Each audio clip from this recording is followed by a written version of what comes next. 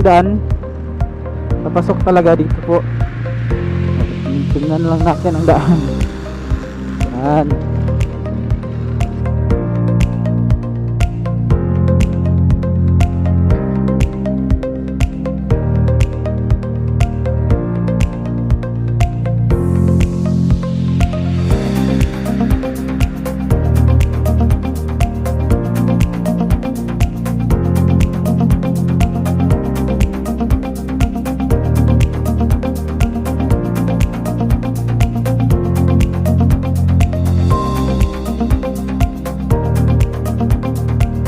Guys, ito po yung dadaanan ninyo kung pupunta kayo dito. Diba? Kaya lang to. Kaya to. Yeah, jet ski. Yeah, jet ski.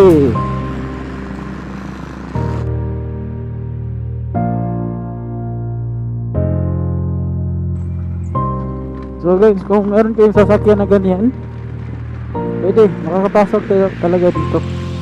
So, walang problema dito guys.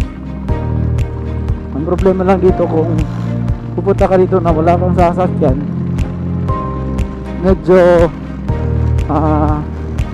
malaki yung signal ng mga drivers kasi magmumotor ka talaga yun at yung mga motor yung mga pangunahing transportation dito para makapunta ka dito. So medyo mahal-mahal yung singilan nila kasi medyo malayo naman talaga.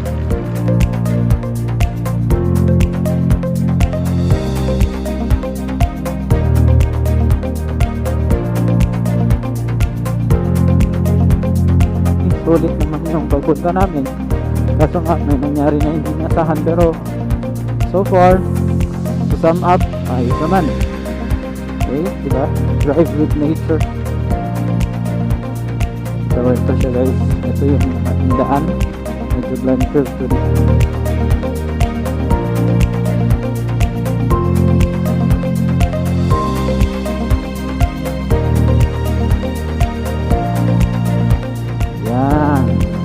So nandito na tayo sa ating ito na ang provincial road. Okay, go na tayo. So may part talaga na hindi pa rin semento,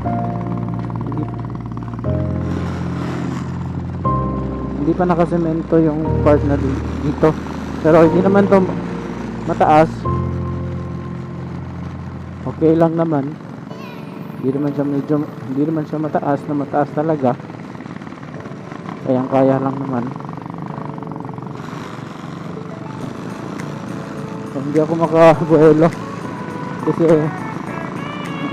mga kasama. Dito na tayo sa kanila.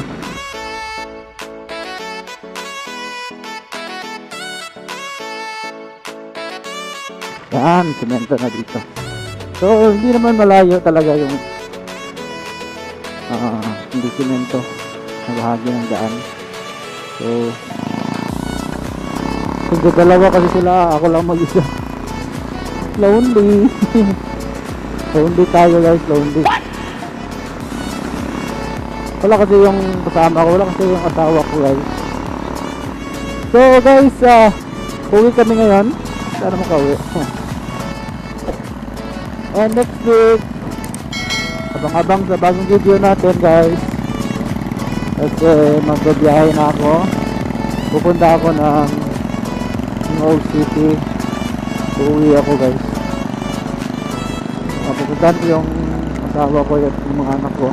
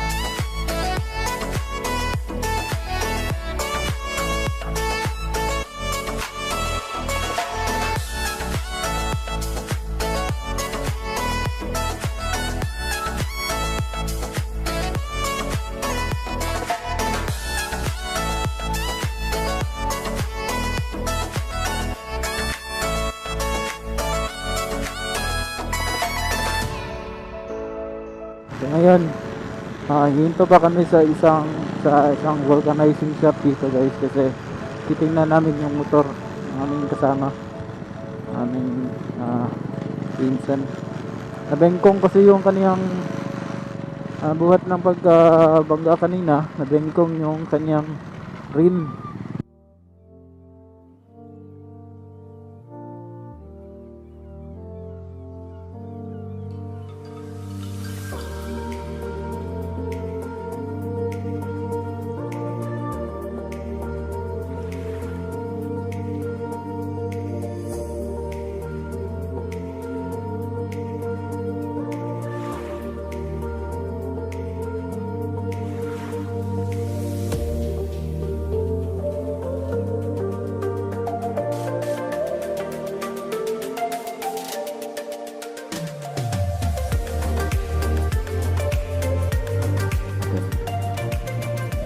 Sana naayos na. Okay, so update ko na lang kayo mamaya guys.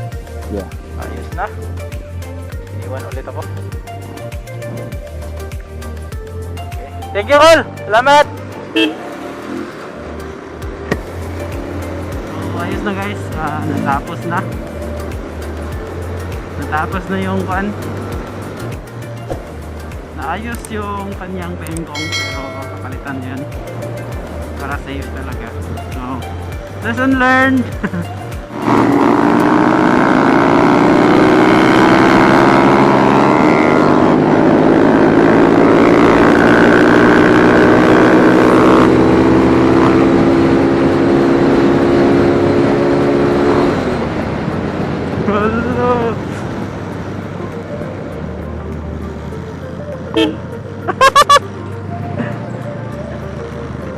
Hoy, Japon!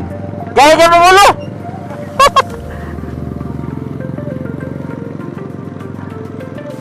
Yun guys. Wala talaga. Kahit anong mangyari. So, lesson learned. Dapat concentrate talaga sa daan. Ayos lang naman talaga na magbilis yung takbo, pero yung sure yung pagbiyahe, sure yung daan mo, yung makarulot ka lang ng makarulot.